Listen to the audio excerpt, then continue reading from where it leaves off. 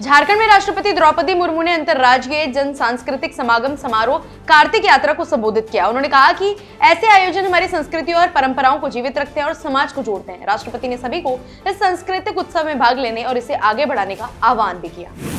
दिल्ली में प्रधानमंत्री नरेंद्र मोदी ने नीति आयोग में अर्थशास्त्रियों के साथ बैठक की। इस बैठक में देश की आर्थिक स्थिति और भविष्य की रणनीतियों पर चर्चा हुई। प्रधानमंत्री ने एक्सपर्ट से सुझाव लेकर विकास को और मजबूत करने पर जोर दिया। बेंगलुरु में ध्रुव NG हेलीकॉप्टर की पहली उड़ान हुई, जिसे रक्षा और नागरिक उड्डयन दोनों के लिए ऐतिहासिक बताया गया। केंद्रीय मंत्री राम मोहन नायडू ने कहा कि यह हल्का हेलीकॉप्टर मेडिकल, पर्यटन और VIP ऑपरेशन जैसे कई कामों में इस्तेमाल हो सकता है। देश में हेलीकॉप्टरों की मांग 1000 से अधिक है और आत्मनिर्भर भारत के विजन के तहत HAL इसे पूरा करने की दिशा में कदम बढ़ा रहा है।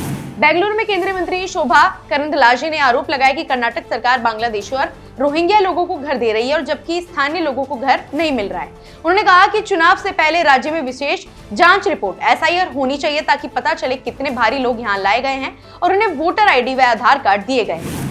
देहरादून में मुख्यमंत्री पुष्कर सिंह धामी ने कहा कि उत्तराखंड आने वाले पर्यटकों की सुरक्षा सरकार की सर्वोच्च प्राथमिकता है। उन्होंने ट्रैफिक, होटल, साफ सफाई और सड़क की व्यवस्थाओं की समीक्षा की और ताकि किसी को परेशानी न हो। धामी ने कहा कि देवभूमि पूरी तरह तैयार है और सभी का स्वागत है। बांकुरा में जनसभा को संबोधित करते हुए पश्चिम बंगाल की मुख्यमंत्री ममता बनर्जी ने कहा कि हर चुनाव में बीजेपी सोनार बंगला बनाने का वादा करती है, लेकिन बीजेपी शासित राज्यों में बंगाली भाषी लोगों पर अत्याचार हो रहे हैं। उन्होंने सवाल उठाया कि ऐसे हालात में वह सोनार बंगला कैसे बना सकते हैं। ममता ने इसे जनता के साथ किया गया छल बताया।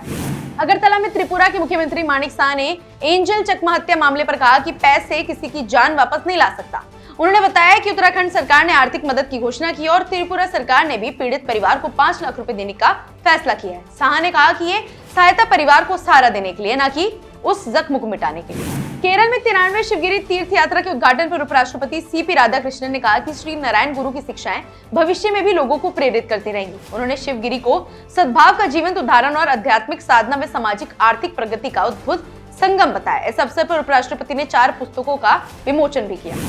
दिल्ली सरकार के मंत्री कपिल मिश्रा ने बताया कि 5 जनवरी से शुरू होने वाला विधानसभा सत्र 4 दिन चलेगा और इसमें प्रदूषण पर विशेष चर्चा होगी। उन्होंने विपक्ष से आग्रह किया कि पिछले 10 से 12 साल में प्रदूषण कम करने के लिए किए गए कामों की रिपोर्ट लेकर आए। मिश्रा ने कहा कि सत्र में CAG की रिपोर्टों पर भी चर्चा होगी, जिनमें शीश महल भ्रष्टाचार, दिल्ली जल बोर्ड की अनियमितताएं और उच्च शिक्षा से जुड़ी गड़बड़ियां शामिल हैं।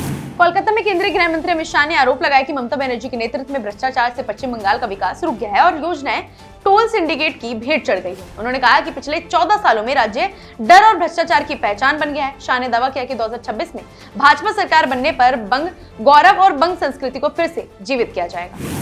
दिल्ली में प्रेस कॉन्फ्रेंस के दौरान आप नेता संजीव झा ने कहा कि अश्विनी सूद हमारे बयान पर नोटिस दिखाने की चुनौती दे रहे थे। उन्होंने बताया कि 20 नवंबर को दिल्ली सरकार के शिक्षा निदेशालय की केयर टेकिंग शाखा ने एक सर्कुलर जारी किया था। इस सर्कुलर में सभी स्कूलों और संस्थानों के नोडल अधिकारियों से आवारा कुत्तों से जुड़े मामलों की जानकारी मांगी गई।